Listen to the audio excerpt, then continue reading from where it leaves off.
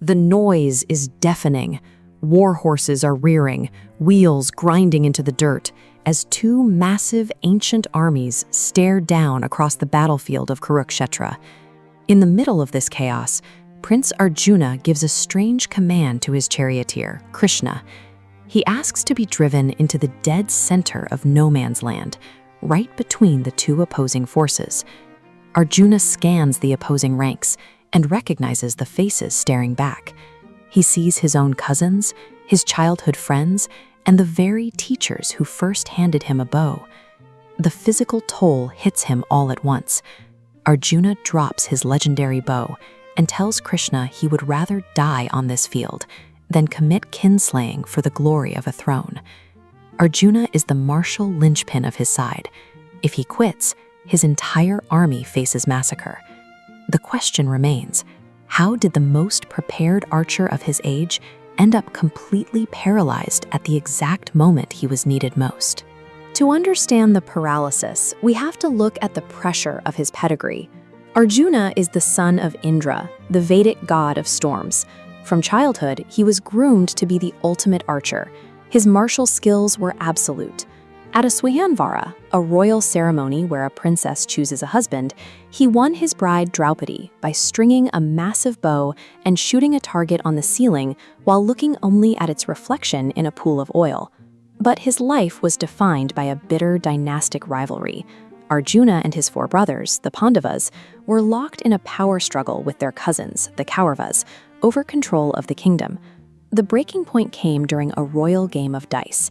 The Kauravas rigged the game, stripping Arjuna's family of their wealth, their titles, and their land in a single afternoon. The punishment was severe, 13 years of exile in the wilderness, with the final year spent living entirely in disguise. For over a decade, Arjuna's desire for justice fermented. By every worldly law, Arjuna's claim to the kingdom is absolute. His hesitation stems from the specific weight of the cost. Winning the throne requires him to execute his own family, which brings us back to the Chariot.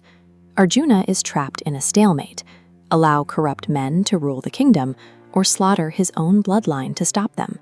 Here, his charioteer steps in.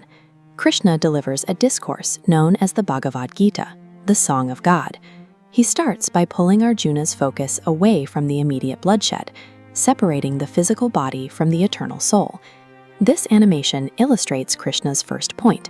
The soul is indestructible. Just as a person takes off worn-out clothes and puts on new ones, the soul simply discards broken bodies and moves into new forms. Krishna then introduces the concept of karma yoga, the discipline of selfless action. Arjuna has a specific role as a warrior in a vast cosmic machine, a duty he cannot simply walk away from. The core mechanic of karma yoga is detachment. Arjuna must perform the actions required by his role, but he must completely sever that connection to the outcome. He has to fight without longing for the kingdom, the glory, or the reward. To prove this, Krishna reveals his Vishvarupa, his universal divine form. It is a terrifying display of infinite scale, showing Arjuna that all life and death on the battlefield are already predetermined by the cosmos. Arjuna realizes he is not the ultimate author of life and death, but merely an instrument. This realization shatters his personal grief and aligns him completely with his duty. He picks up his bow. Over the next 18 days of relentless combat, Arjuna fights without hesitation and leads his side to victory. But the peace is entirely hollow. The battlefield is drenched in blood, and most of the great warriors from both sides have been wiped out. Decades later, Arjuna and his brothers renounce their thrones, dress in rags, and hike deep into the freezing heights of the Himalayas to seek heaven. Along the perilous mountain path, Arjuna suddenly collapses. He dies in the snow, failing to reach the summit in his mortal body. The tragedy of his fall is highly specific. Even after Krishna's direct guidance on the battlefield, Arjuna still carried the weight of human vanity.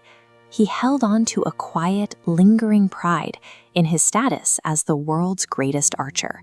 Arjuna survives in memory because his story reflects the common human struggle. The chariot serves as a metaphor for the body, carrying a warrior who must navigate duty and grief while bound by his own inevitable flaws.